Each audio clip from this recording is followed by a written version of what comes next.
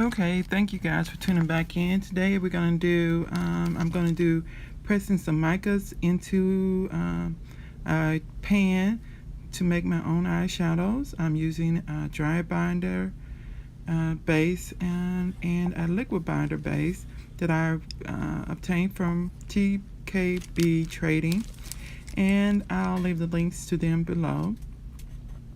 The liquid base has a lot of dimethicone in it, so I use it sparingly.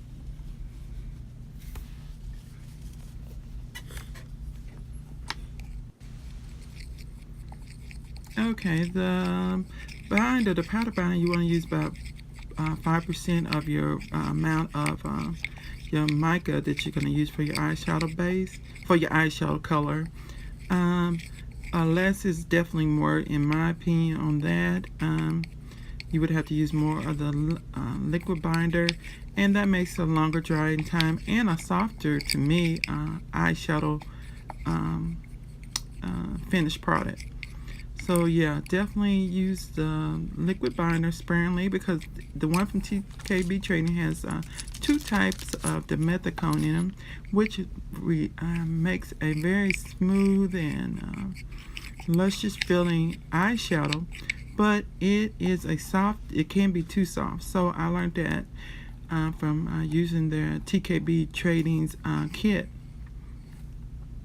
on for making your own eyeshadows.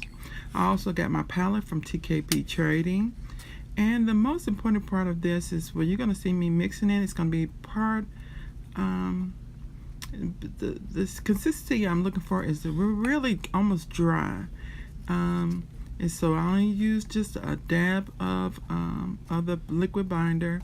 Then I pressed it into the middle of the pan with this little spatula. And the key to this is to get it in the middle and press it to the out. So when you put it in the middle and you press down on it, it'll just spread out like a cookie would if you were baking cookies, where you put it and you know how the cookie spreads out more. You want to have that kind of effect on it. So just try to get it in the middle. And then another thing, you want to use a roll grain ribbon to press your powders down, and that will leave it with a nice sheen finish on the bottom. Now I've seen people use so here I go with the roll grain ribbon, and I'm pressing really hard, because I read it needs to be about 400 pounds of pressure with on to press the eyeshadows down. And what you're trying to do is get all the air bubbles out, so you continue press. So that's why it's called press eyeshadow. Just getting it liquid form and then pour it in the pan. Well, I guess that could work, but for it to really hold up through using brushes on it and your fingers, you want it really compacted down.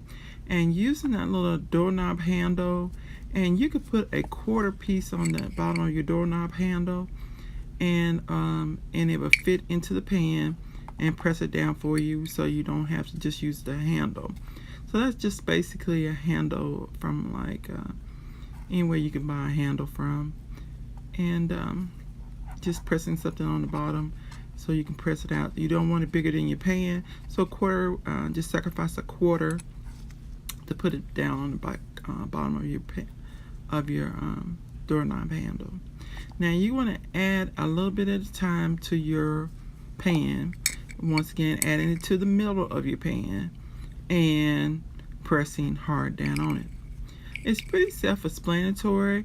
Just add a little amount, press as hard as you can, and with your ribbon, and yeah, keep going that way until you get your pan about full. I don't suggest overfilling your pan.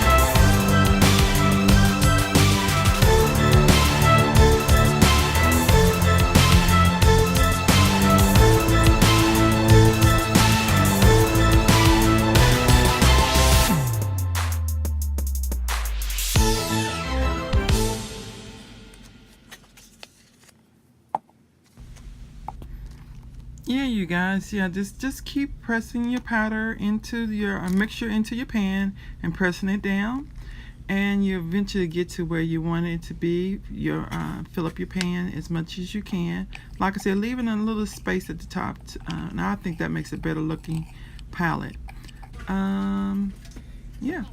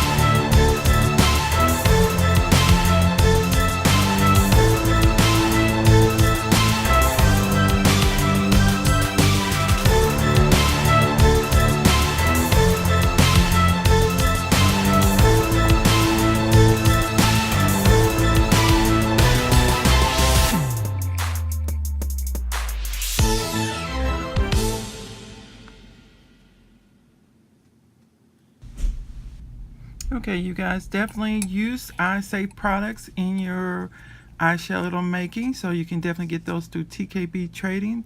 You want to have eye-safe micas, and your binder, which is a clay, is definitely eye-safe, and your dimethicone. Yeah, if you don't have dimethicone, don't worry about that, or that base. You can always use Visine to be your liquid binder, and just a clean clay and clay. I can't hardly say that, but yeah. And yeah, just make sure your products are all eye safe.